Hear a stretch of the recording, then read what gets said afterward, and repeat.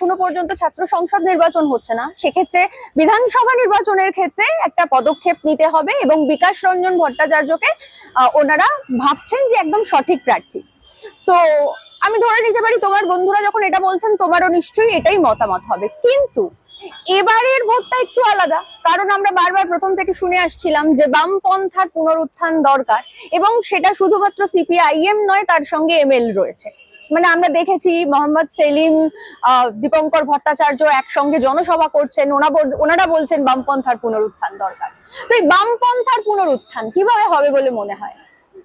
বামপন্থার পুনরুত্থান তো অবশ্যই দরকার, কারণ বামপন্থীরা যদি না থাকে, বামপন্থা যদি না থাকে, তাহলে যেটা হবে সেটা হচ্ছে যে যাদের স্বার্থ পূরণ মূলত হবে সেটা হচ্ছে এই corporate company, Ambani, Adani, tata থেকে শুরু করে তাদেরই স্বার্থ পূরণ, তাছাড়া কারোর স্বার্থ পূরণ হবে না। এই যে গণতন্ত্র বৃহৎ উৎসব বলে ভোটকে ইয়ে করা হয়, কিন্তু সেটা শুধুমাত্র প্রহসনে দাঁড়িয়ে যায়। সেই জায়গায় বামপন্থার পুনরুত্থান দরকার আছে। আর বামপন্থার পুনরুত্থান একমাত্র সম্ভব, যেটা সবথেকে বেশি গুরুত্বপূর্ণ, সেটা হচ্ছে রাস্তায় আন্দোলন, গণ আন্দোলন।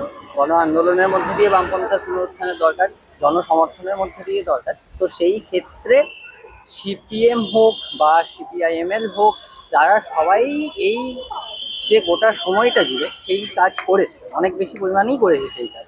সেটা এশায়ের বিরুদ্ধে যে নাগরিকদের হয়রানি যেভাবে করা হচ্ছিল তার বিরুদ্ধে তারা রাস্তায় থেকেছে, সেটা সিএ হোক সেই সময় তারা রাস্তায় থেকেছে, তাছাড়া শুরু করে কৃষক বিল বা লেবার কোড, প্রত্যেকটা যেগুলো মূলত সাধারণ মানুষের দাবি দেওয়া, যেগুলো মূলত কৃষক শ্রমিকদের দাবি দেওয়া, সেগুলোর ক্ষেত্রে সবসময় এই বামপন্থী যে দল তারা থেকেছে। সেই জায়গার থেকে জনসমর্থন তো অবশ্যই তৈরি হয়েছে।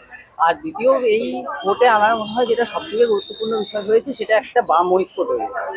কারণ হচ্ছে এতদিন পর্যন্ত বামফ্রন্টের মধ্যে সিপিআইএমএলও ছিল না, বা বাকি যে সমস্ত দলগুলো আছে আরসিপিআই থেকে শুরু করে তারা ছিল না। তাদের নতুন করে বামফ্রন্টের মধ্যে আসা এটা একটা খুবই আশাজনক বিষয়। তারা হচ্ছে যে একটা বৃহৎ বাম শক্তি তৈরি হলেই বামপন্থা পুনরুত্থান আবার সম্ভব। তারা আরও বেশি নিজের নিজের জায়গায়, যে যে জায়গায় তারা নিজের অর্গানাইজেশন স্ট্রং আছে, সেখানে আরও বেশি করে জনমত তৈরি করতে পারবেন, জনভিত্তি তৈরি করতে পারবেন। জনভিত্তি তৈরি করার মাধ্যমে ভোটের রাজনীতি হোক বা বামপন্থীরা যে সবসময় একটা বিপ্লবের মধ্যে দিয়ে সামগ্রিক গোটা ব্যবস্থা চেঞ্জের কথা বলেন, সেটাও করা সম্ভব হবে এই জনভিত্তির মধ্যে দিয়ে।